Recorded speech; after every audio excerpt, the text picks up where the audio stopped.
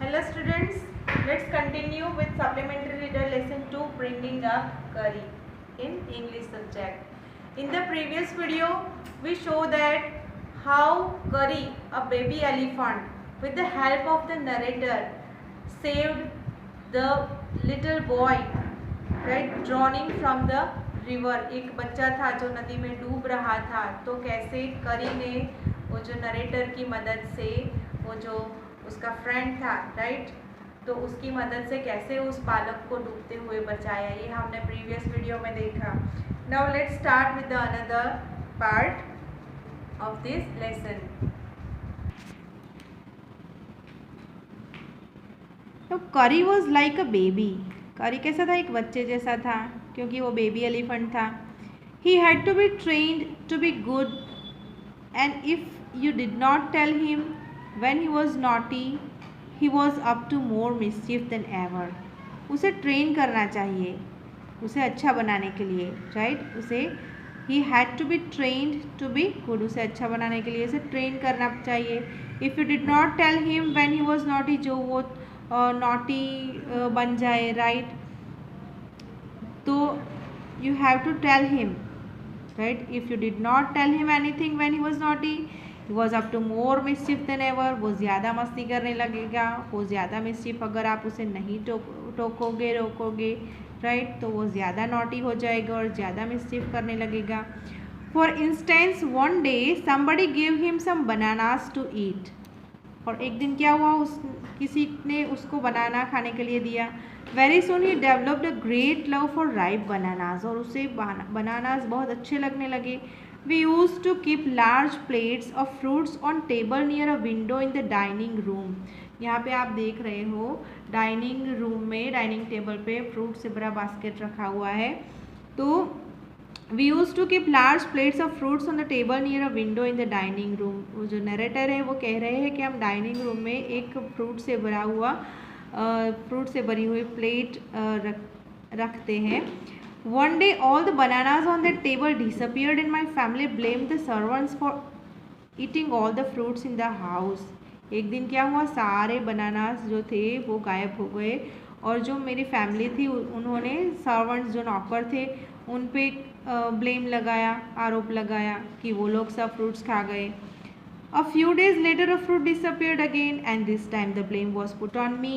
और कुछ दिन बाद फिर से फ्रूट्स गायब हो गए तो ब्लेम मुझ पर आया, मुझ पर आरोप लगाया.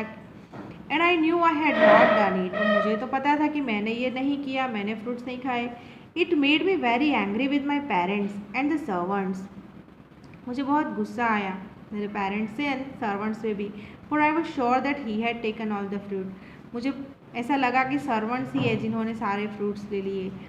The next time the fruit disappeared and I found a banana all smashed up in Curry's pavilion. फिर नेक्स्ट टाइम क्या हुआ, नेक्स्ट टाइम भी फ्रूट्स गायब हो गए और मैंने देखा कि जो bananas all smashed up means badly broken हुए बनानास उसने करी के पैवेलियन में देखा. This surprised me very much. और मुझे ये देख के जो स्मैश्ड बनाना उसके पैवेलियन में, करी के पैवेलियन में देखकर मुझे बहुत सरप्राइज हुआ. For I had never seen fruit there and as you know he had always lived on twigs. क्योंकि मैंने उसके पैवेलियन में ऐसे कभी फ्रूट्स नहीं देखे थे पहले और वो तो हमेशा ट्विग्स ही खाता है. Next day while I was sitting in the dining room wondering whether I should take some fruits from the table. और दूसरे दिन जब मैं डाइनिंग रूम में बैठा था तो मुझे सरप्राइज़ हुआ, वॉन्डरिंग हुआ कि whether I should take some fruits from the table without my parents permission. उसने सोचा कि मुझे इस डाइनिंग टेबल से, इस प्लेट में से थोड़े फल ले लेने चाहिए मेरे पेरेंट्स की परमिशन के बिना. Now a long black thing very much like a snake suddenly came through the window and disappeared with all the bananas.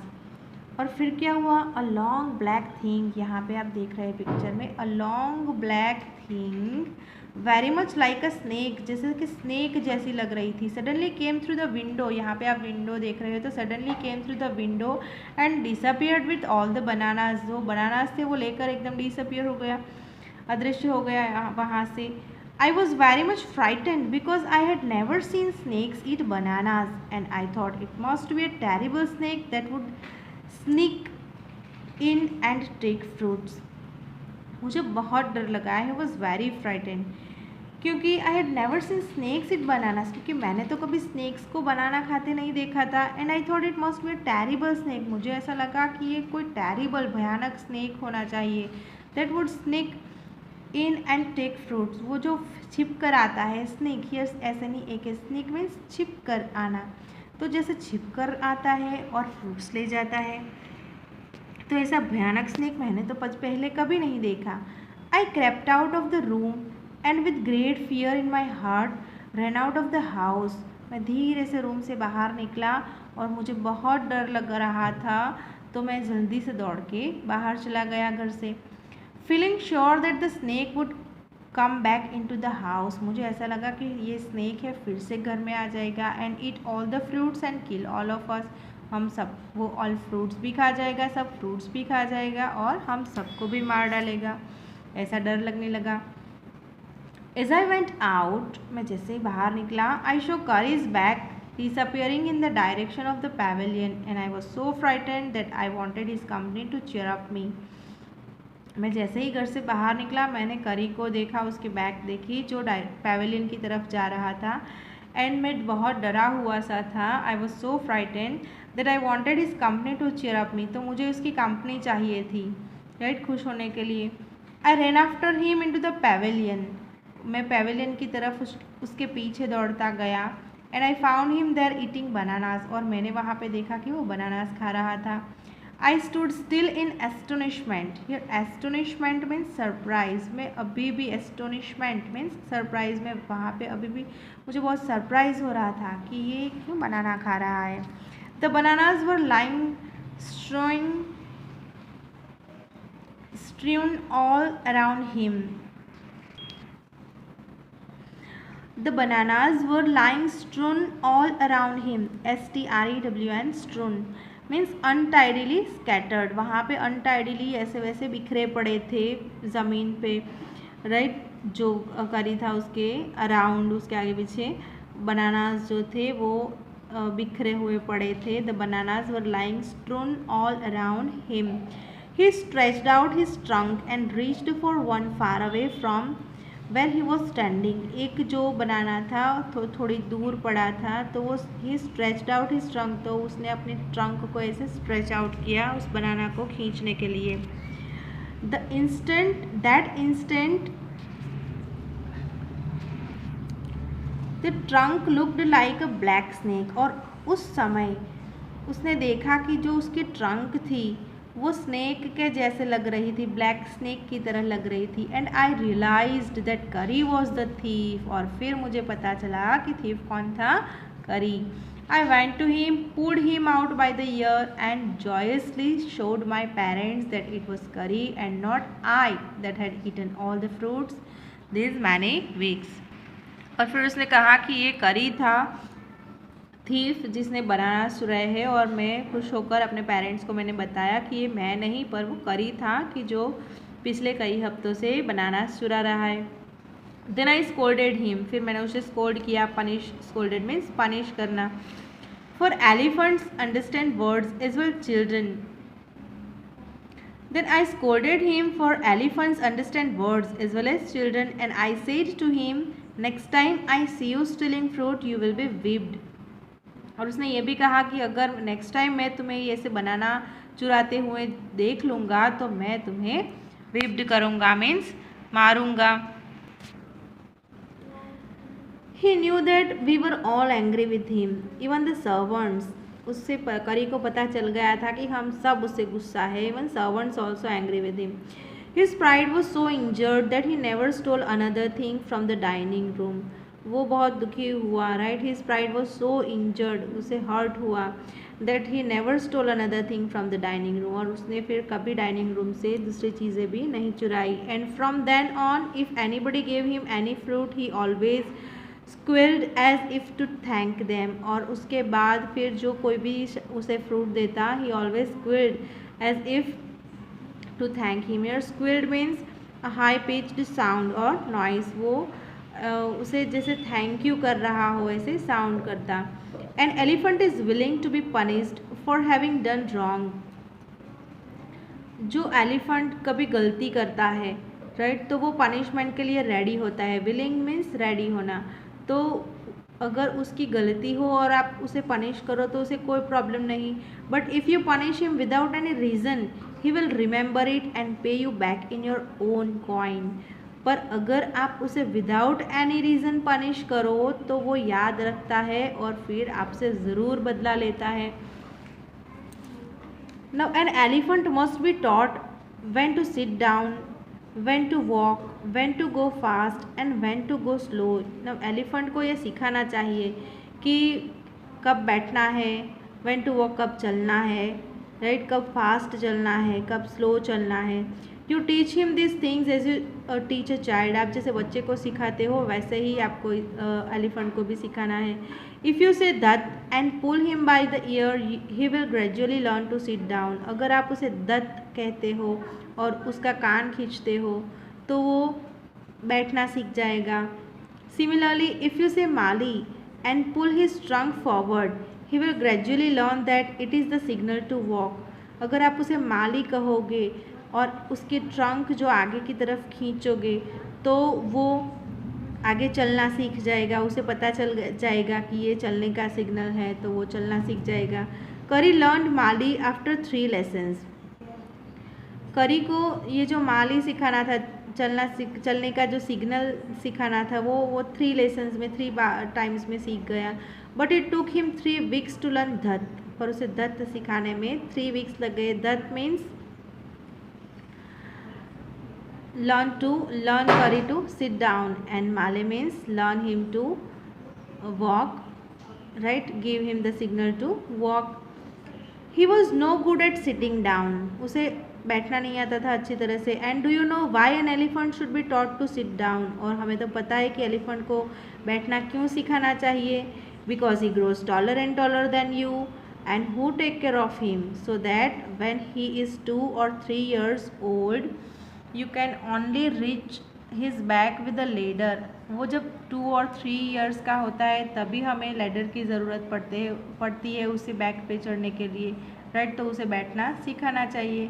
It is therefore better to teach him to sit down by saying दत्त so that you can climb upon his back. इसलिए उसे दत्त कह के बैठना सिखाना चाहिए कि आप उसकी बैक पे बैठ सको, चढ़ सको। For who would want to carry a ladder around all the time.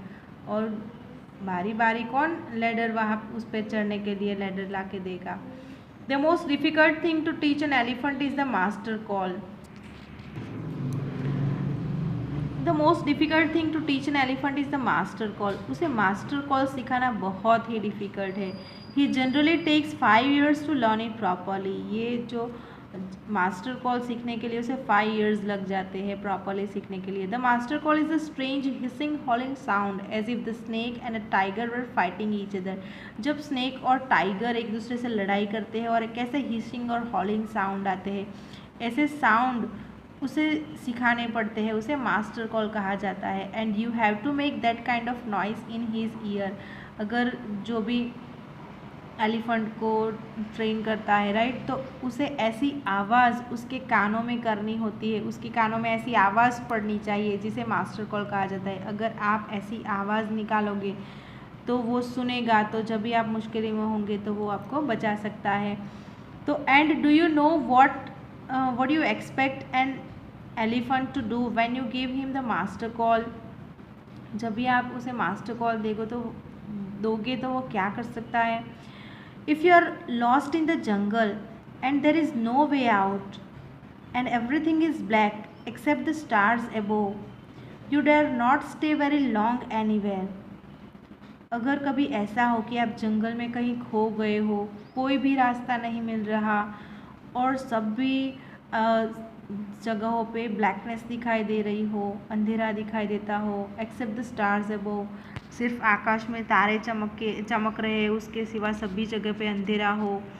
And you dare not stay very long anywhere. अगर आप उस जगह पे लंबे समय तक रहने की हिम्मत भी ना कर सकते हो, The only thing to do then is to give the master call, and at once the elephant pulls down the tree in front of him with his trunk. और जब उस समय आप अगर एलिफेंट को मास्टर कॉल देते हो, master call means the hissing howling sound, right. ऐसे मास्टर कॉल अगर आपने उसे सिखाया है तो वो मास्टर कॉल अगर आप उसे दोगे तो at once the elephant pulls down the tree in front of him with his trunk, तो वो अपनी ट्रंक से ऐसे ट्री को उखाड़ देगा ज़मीन में से, right. And this frightens all the animals away, और उससे उसके अराउंड के जो भी एनिमल्स हैं वो डर जाएंगे। As the tree comes crashing down, monkeys wake from their sleeps and run from branch to branch. अगर ट्री उखाड़ देता है तो जो क्रैशिंग साउंड आता है, राइट, तो उसकी वजह से जो मंकीज़ है वो भी नींद से जाग जाएंगे और they run from branch to branch, and you can see them in the moonlight, and you can almost see the stags running in all directions below। और ये सब देख के जो stags है वो भी यहाँ से वहाँ दौड़ने लगेंगे in all direction। You can hear the growl of the tiger in the distance, दूर से आपको टाइगर की भी आवाज़ सुनाई देगी। Even he is frightened, then the elephant pulls down the next tree and the next and the next। Soon you will find that he has made a road right through the jungle straight to your house। और क्या होता है फिर, elephant क्या करता है, एक tree उखाड़ता है, दूसरी उखाड़ता है, तीसरी उखाड़ता है, ऐसा करके ऐसा करते करते करते वो एक जंगल में से आपके घर तक का एक रास्ता बना देता है, राइट। जो अगर आप मास्टर कॉल से सिखा देते हो तो ये करने की ताकत रखता है elephant. Now this story is written by Dhan Gopal Mukherjee from Curry the Elephant। I hope you like the story. You have to read this story and we will solve the exercises in the next session. Till then, thank you.